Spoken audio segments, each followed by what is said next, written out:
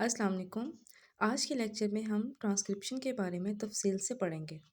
इससे पहले लेक्चर्स में हम डीएनए स्ट्रक्चर और डीएनए रेप्लिकेशन के बारे में तफसील से पढ़ चुके हैं।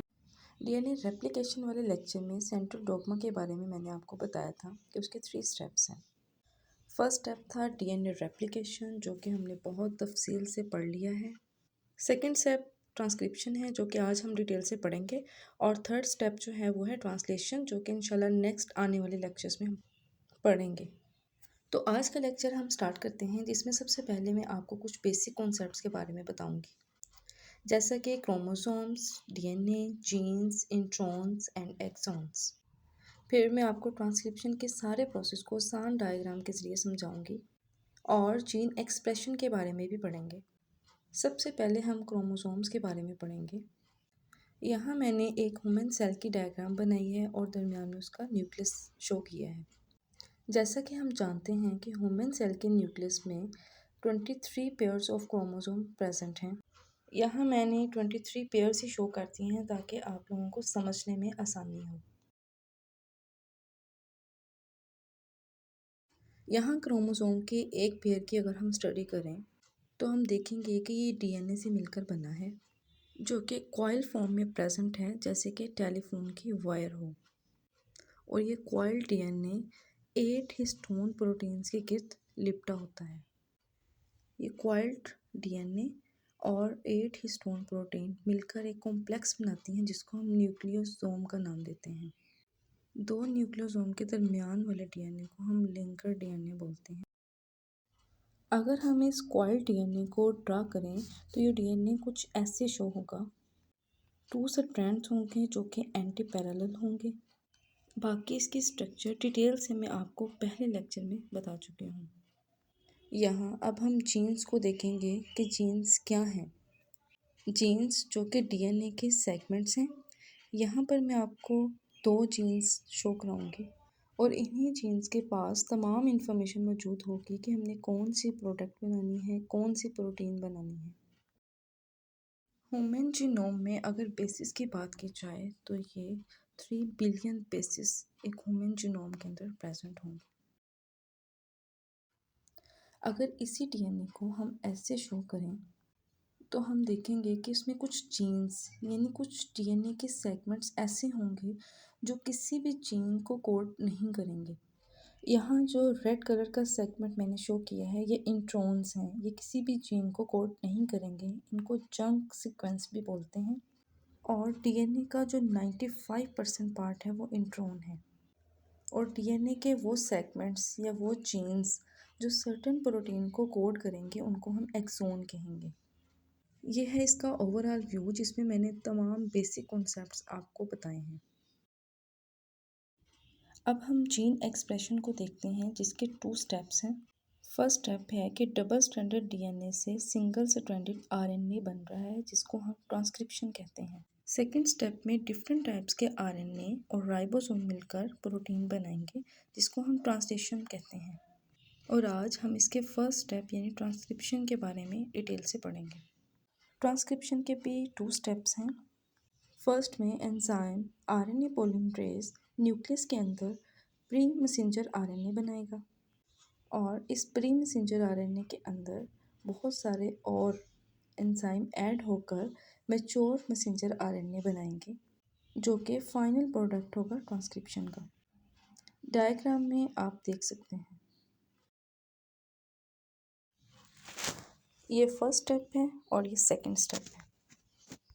Formation of pre messenger RNA के 3 स्टेप्स होंगे: इनिशिएशन, इलोंगेशन एंड टर्मिनेशन। और जो एंजाइम इसमें इन्वॉल्व होगा वो होगा आरएनए पॉलीमरेज। उसकी भी आगे से 3 टाइप्स होंगी: आरएनए पॉलीमरेज 1, 2 एंड 3। 1 जो होगा वो राइबोसोमल आरएनए बनाएगा, सेकेंड मैसेंजर आरएनए और थर्ड वन जो है वो ट्रांसफर आरएनए बनाएगा।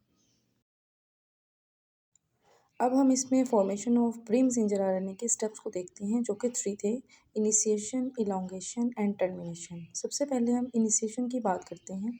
यहाँ पर डीएनए के 2 स्ट्रैंड्स हैं।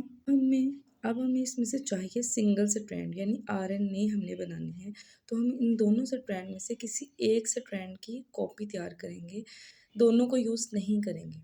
اور جس سٹرینڈ کو ہم یوز کریں گے اس کو ہم ٹیمپلیٹ سٹرینڈ بولیں گے۔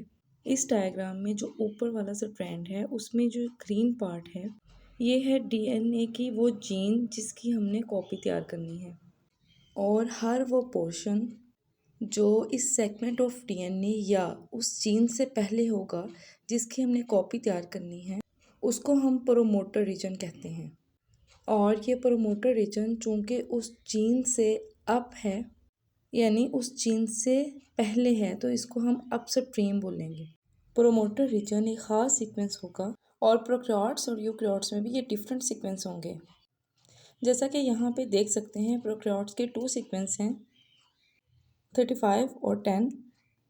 35 والے میں آپ دیکھیں کہ ٹی ٹی جی اے سی اے ہے، یعنی ٹی ٹی گاسا سے آپ یاد کر سکتے ہیں جی اے سی اے، اور سیکنڈ جو ہے وہ ٹاٹا ایٹ۔ یہ جیسے میں نے بولنے ہیں اس طرح سے آپ کو یاد کرنے میں آسانی ہوگی۔ یوکیارٹس میں بھی ہمارے پاس 25 اور 75 ہوں گے۔ 25 والے میں ہم دیکھیں کہ اس کا نام ہے ٹاٹا TATA ٹاٹا، اور سیکنڈ جو ہے کا ایٹ کے نام سے آپ یاد کر سکتے ہیں CA اور AT۔ اس ڈائیگرام میں اگین 2 سٹرینڈ میں نے شو کرائے ہیں آپ کو سمجھانے کے لیے۔ ایک سٹرینڈ جس سے ہم نے RNA بنانا ہے اس کو ہم ٹیمپلیٹ سٹرینڈ بولیں گے اور اس کو اینٹی سینس بھی کہیں گے، اور سیکنڈ سٹرینڈ جس سے ہم نے کوئی RNA نہیں بنانا اس کو ہم کوٹنگ یا پھر سینس سٹرینڈ بھی کہیں گے۔ جو گرین کلر کا ایریا ہے یہ ہماری وہ خاص جین ہے جس سے ہم نے RNA بنانا ہے۔ ٹیمپلیٹ سٹرینڈ میں آپ نے یہ 3 پرائم اور 5 پرائم کو یاد رکھنا ہے، یعنی جو ہمارا 3 پرائم ہے وہ ہمیشہ پروموٹر ریجن کی طرف ہوگا، اور جو نیو سٹرینڈ بنے گا یعنی سنگل سٹرینڈ اس کی ڈائریکشن ہمیشہ 5 پرائم سے 3 پرائم کی طرف ہوگی۔ اب RNA پولیمریز کی پوزیشن کی بات کریں۔ اب سٹرینڈ بن چکا ہے تو یہ اینڈ پہ آ گیا، پہلے یہ پروموٹر ریجن کے پاس تھا۔ اب سیکنڈ سٹیپ ہمارے پاس ہے ایلونگیشن۔ جیسے کہ نام سے ظاہر ہے ایلونگیشن کا مطلب ہے ایلونگیٹ ہونا یعنی بڑا ہونا۔ اس میں نیو نیوکلیوٹائڈ ایڈ ہوتے جائیں گے اور یہ پروسیس جو ہے وہ آگے چلتا جائے گا۔ اب اس میں ہم سنگل سٹرینڈ کو ہی دیکھیں گے جو کہ ہمارا ٹیمپلیٹ سٹرینڈ ہے جس سے ہم نے RNA کی کاپی تیار کرنی ہے۔ اگین جو اس میں گرین سیکوینس ہوگا وہ ہمارا ڈیزائرڈ سیکوینس ہوگا۔ اب ہم دیکھیں گے کہ کس طرح سے نیو نیوکلیوٹائڈ اس میں ایڈ ہوں گے۔ اب یہاں پر ایک بات نوٹ کرنی ہے کہ ایڈینین جو ہے اس کے ساتھ ہمیشہ یوراسل یہاں پہ پیئر بنائے گا، چونکہ اب نیو سٹرینڈ جو ہے وہ RNA ہے اس لیے یہاں پر کوئی ٹی نہیں ہوگا۔ اب یہاں پر ٹی کو یو ریپلیس کرے گا، یعنی تھائمین کی جگہ ہمارے پاس یوراسل آ جائے گا۔ ڈائریکشن آپ نے اچھی طرح سے شو کرنی ہے۔ 5 پرائم ٹو 3 پرائم جو ہے وہ نیو سٹرینڈ ہے، ٹیمپلیٹ کی آپ نے یاد رکھنی ہے 3 پرائم ٹو 5 پرائم ہے، اور پروموٹر ریجن جو ہوگا وہ ہمارا 3 پرائم پہ ہوگا۔ اور نیو سٹرینڈ کا جو ہمارے پاس 3 پرائم ہے اس کو ہم گروئنگ اینڈ بھی بولیں گے کیونکہ یہاں پر نیو نیوکلیوٹائڈ نے ایڈ ہونا ہے اور یہیں سے اس سٹرینڈ نے گرو کرنا ہے، اس لیے اس کو گروئنگ اینڈ بولیں گے۔ یہ لاسٹ میں نے ببل بھی شو کرایا کہ اس طرح سے یہ ببل بنے گا اور اس طرح سے یہ 5 پرائم ٹو 3 پرائم RNA اس میں بنے گا۔ DNA ریپلیکیشن والے لیکچر میں ہم نے دیکھا تھا جب ہم نے DNA کے ایک سٹرینڈ سے دوسرا سٹرینڈ بنایا تھا، یعنی جب ہم نے DNA کی کاپی تیار کی تھی تو ایڈینین کی بانڈنگ جو تھی وہ تھائمین کے ساتھ تھی، لیکن اب ٹرانسکرپشن میں چونکہ ہم RNA بنا رہے ہیں تو ایڈینین جو ہوگا وہ یوراسل کے ساتھ بانڈ بنائے گا۔ یہ پوائنٹ آپ نے یاد رکھنا ہے۔ اب نیو سٹرینڈ میں ہمارے پاس کوئی بھی ٹی نہیں ہوگا، ٹی کو کون ریپلیس کر رہا ہے؟ یوراسل۔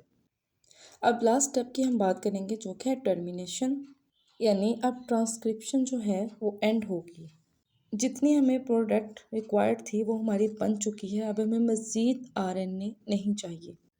جیسا کہ پہلے میں نے آپ کو بتایا ڈیزائرڈ سیگمنٹ آف DNA جو کہ ڈائیگرام میں گرین کلر سے شو کیا ہے، اس ڈیزائرڈ سیگمنٹ سے پہلے والا جو حصہ ہوگا ہمارا وہ پروموٹر ریجن کہلائے گا، جہاں ہمارے پاس سٹارٹ سگنلز تھے اور جنہوں نے اس پروسیس کو سٹارٹ کیا تھا۔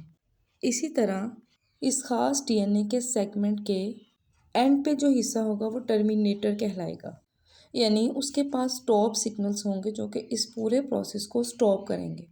اب چونکہ پروموٹر ریجن جو ہے وہ اس خاص سیگمنٹ کے سٹارٹ میں ہے، اس کو ہم اپ سٹریم بول دیں گے، اور ٹرمینیٹر جو ہے وہ اینڈ پہ ہے تو اس کو ہم ڈاؤن سٹریم بول دیں گے۔